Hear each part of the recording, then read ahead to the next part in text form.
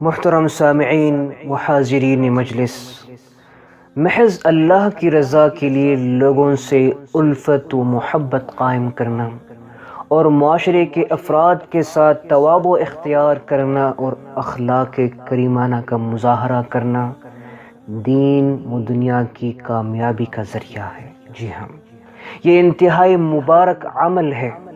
یہ آخرت کے خوف سے اطمینان کا اہم سبب ہے۔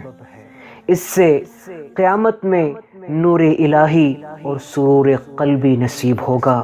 نبی کریم صلی اللہ علیہ وسلم کا فرمان گرامی ہے، آپ نے فرمایا، بلا شبہ اللہ کے بندوں میں سے کچھ ایسے خوش نصیب بھی ہیں جو انبیاء اور شہداء میں سے تو نہیں ہیں، لیکن قیامت کے دن اللہ کے نزدیک ان کے خاص مقام اور قرب کی وجہ سے بہت سے انبیاء اور شہداء ان پر رشک کریں گے۔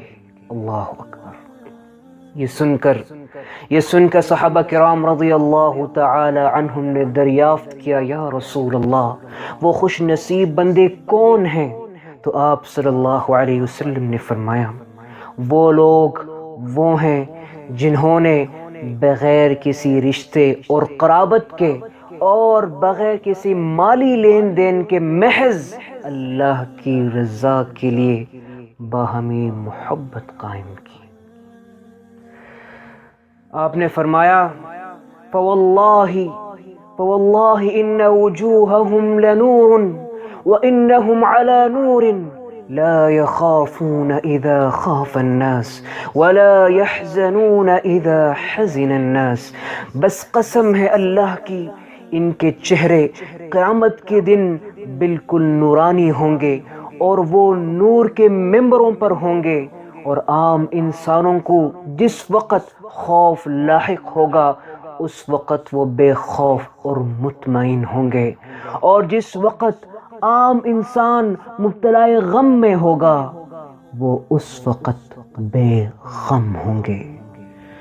اللہ تبارک و تعالیٰ سے مخلصانہ دعا ہے کہ الہ العالمین ہم کو دونوں جہاں کا سکون و اطمینان عطا فرما اور رنج و غم سے نجات عطا فرما، ہماری عبادت و تلاوت، اذکار و استغفار اور جملہ طاعات کو قبول فرما، وآخر دعوانا الحمد للہ رب العالمین۔